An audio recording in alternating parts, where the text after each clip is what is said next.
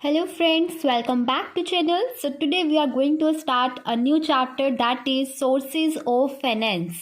ठीक है, तो आज हम एक नया चैप्टर स्टार्ट कर रहे हैं that is known as sources of finance.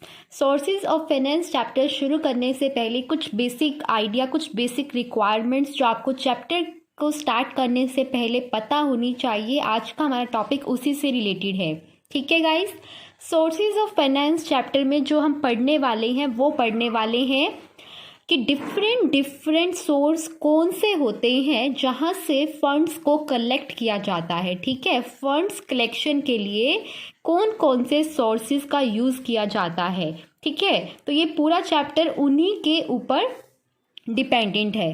But आपको ये बात यहाँ पर समझनी है या फिर जो ज़रूरी है समझना वो ये कि जो सोर्सेज ऑफ फाइनेंस हैं वो कम्प्लीटली डिपेंड करते हैं कि आपकी रिक्वायरमेंट्स क्या हैं, कि आपकी रिक्वायरमेंट्स किस तरह की हैं.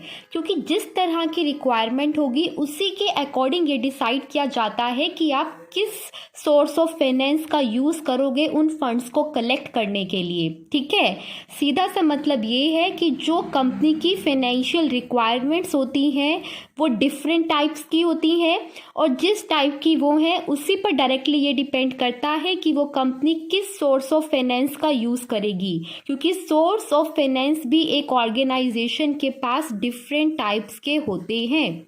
ठीक है, तो आज हम पढ़ेंगे different types of financial requirements, that is today's topic. और नेक्स्ट टॉपिक हमारा होगा different types of sources of finance. ठीक है, तो आज पढ़ने वाले हैं the different types of financial requirements of a business की जो फाइनेंशियल रिक्वायरमेंट्स हैं उन्हें मेजरली तीन तरह की जो है डिवाइड किया गया है, तीन तरह में डिवाइड किया गया है. थ्री कैटेगराइजेशन जो है की गई है.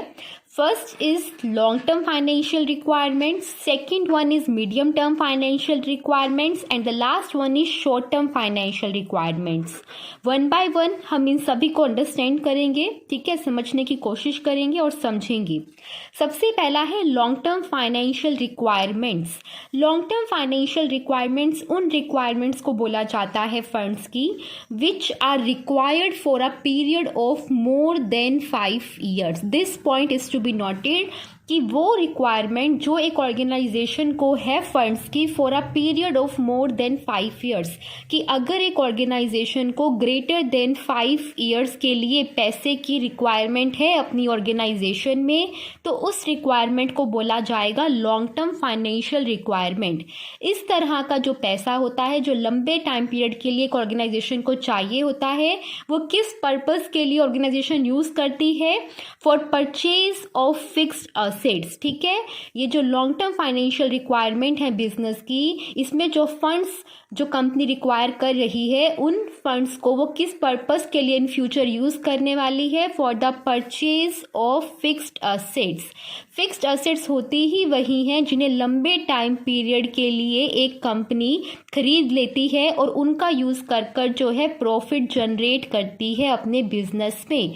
ठीक है, फिक्स्ड असेट्स में हमारे plant and machinery, building, furniture, goodwill और भी बहुत सारे जैसे पेटेंट वगैरह भी इंक्लूड रहते हैं. ठीक है, this requirements are met by raising funds from long term sources of finance. Third important point जो यहाँ पर आपको नोटिस करना है वो ये कि जो लॉन्ग टर्म फाइनेंशियल रिक्वायरमेंट्स हैं उनका जो कलेक्शन है इनको एक कंपनी कैसे कलेक्ट करती है, by using long term sources of finance. ठीक है, long term sources of finance का यूज़ कर कर लॉन्ग टर्म फाइनेंशियल रिक्वायरमेंट्स को पूरा किया जाता है. तो लॉन्ग टर्म फाइनेंशियल रिक्वायरमेंट्स में तीन इंपॉर्टेंट चीज़ें हैं जो आपको ध्यान रखनी है. पहला ये कि लॉन्ग टर्म फाइनेंशियल रिक्वायरमेंट से हमारा मतलब है वो फंड्स की रिक्वायरमेंट जो एक कंपनी को है for a period of more than 5 years, कि अगर एक ऑर्गेनाइजेशन लंबे टाइम पीरियड के लिए पैसा कलेक्ट करने के बारे में सोच रही है तो दैट मीन्स वो कंपनी की लॉन्ग टर्म फाइनेंशियल रिक्वायरमेंट है. लंबे टाइम पीरियड से हमारा मतलब है period of more than 5 years. ठीक है, इस तरह का पैसा मतलब कि जो लॉन्ग टर्म फाइनेंशियल रिक्वायरमेंट है एक बिजनेस की उसके द्वारा जो कंपनी पैसा इकट्ठा करेगी, इसके अंदर जो पैसा इकट्ठा किया जाएगा वो किस पर्पस के लिए यूज़ किया जाएगा, for the purchase of fixed assets जैसे कि building, plant and machinery machinery, क्योंकि ये जो है कंपनी की फिक्स्ड असेट्स होती हैं जिसमें अगर एक बार पैसा लगाया जाता है तो वो लंबे टाइम पीरियड के लिए लगाया जाता है। ऐसा नहीं होता ना कि अगर आपने एक मशीनरी आज परचेज कर लिया तो आप 1 साल बाद दोबारा कर लोगे।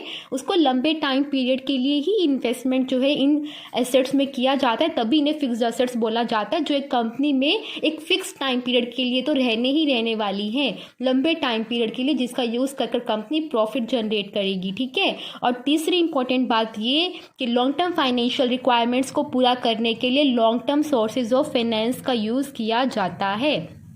ठीक है, तो ये थी 3 चीज़ें। ये था long term financial requirements business की। नेक्स्ट है शॉर्ट टर्म से पहले मीडियम टर्म फाइनेंशियल रिक्वायरमेंट्स। ठीक है, अब हम पढ़ेंगे मीडियम टर्म फाइनेंशियल रिक्वायरमेंट्स के बारे में।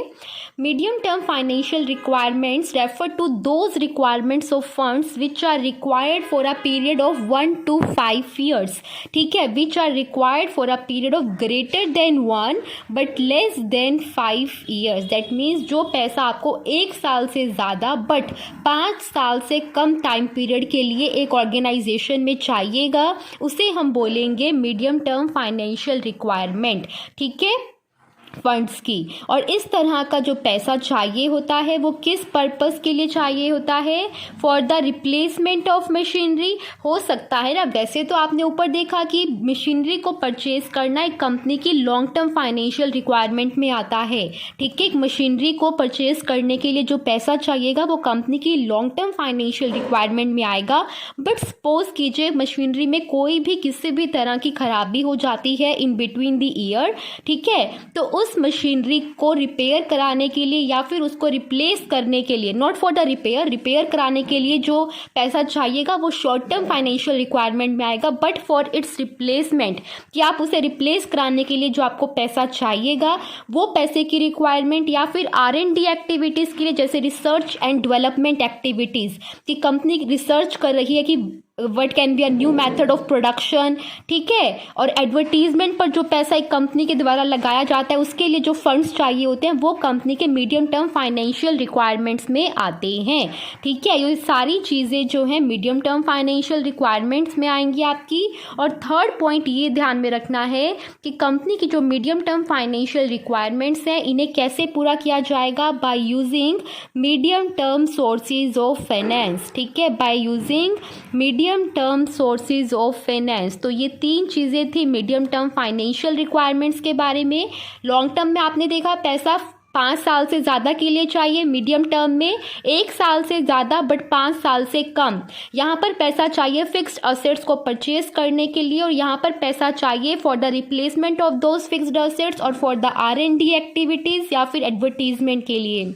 यहाँ पर हमें जो पैसा चाहिए वो हम यूज़ करेंगे इस रिक्वायरमेंट को पूरा करने के लिए, और उन्हें इकट्ठा कहाँ से करेंगे, कलेक्ट कहाँ से करेंगे? By using long term sources of finance. उसी तरह जो मीडियम टर्म फाइनेंशियल रिक्वायरमेंट्स हैं उन्हें पूरा किया जाएगा by using medium term sources of finance. तो ये लॉन्ग टर्म सोर्सेज क्या होते हैं, मीडियम टर्म सोर्सेज क्या होते हैं फाइनेंस को, ये हमारा टॉपिक नेक्स्ट वीडियो में हम डिस्कस करेंगे, क्योंकि आज का हमारा टॉपिक है फाइनेंशियल रिक्वायरमेंट्स के डिफरेंट टाइप को डिस्कस करना और समझना। लास्ट है हमारे पास short term financial requirements. Short-term financial requirements refer to those requirements which are required by a business for a period of less than 1 year. 1 साल से कम के लिए जो पैसा एक ऑर्गेनाइजेशन को चाहिए होता है अपने डिफरेंट रिक्वायरमेंट्स को पूरा करने के लिए, उसे हम बोलेंगे बिजनेस की शॉर्ट टर्म फाइनेंशियल रिक्वायरमेंट। ठीक है, और वो फंड्स जो कंपनी को शॉर्ट टाइम पीरियड के लिए चाहिए, वो फंड्स कंपनी किन पर्पस के लिए यूज़ करती है? For meeting the working capital requirement. Working capital requirement से हमारा क्या मतलब है? The capital, the funds which are required for meeting day to day expenses. कोई क्रेडिटर आ गया, उसको पैसा देना है, रॉ मटेरियल की ज़रूरत पड़ रही है, रॉ मटेरियल परचेज कर लाना है। ठीक है, अपने स्टॉक को परचेज करना है या कुछ रिपेयर करवाना है। तो इस तरह के जो आपके डेली एक्सपेंसेस होते हैं, डे टू डे एक्सपेंसेस होते हैं, वर्किंग कैपिटल रिक्वायरमेंट उसको हम बोलते हैं। तो वर्किंग कैपिटल रिक्वायरमेंट हमारी जो है शॉर्ट टर्म फाइनेंशियल रिक्वायरमेंट में ही आती है। ठीक है, और इसमें क्या आ सकता है, such requirement, working capital requirement में इन्होंने बताया है कि such requirement includes increase in price of raw material और increase in sales due to seasonal demand.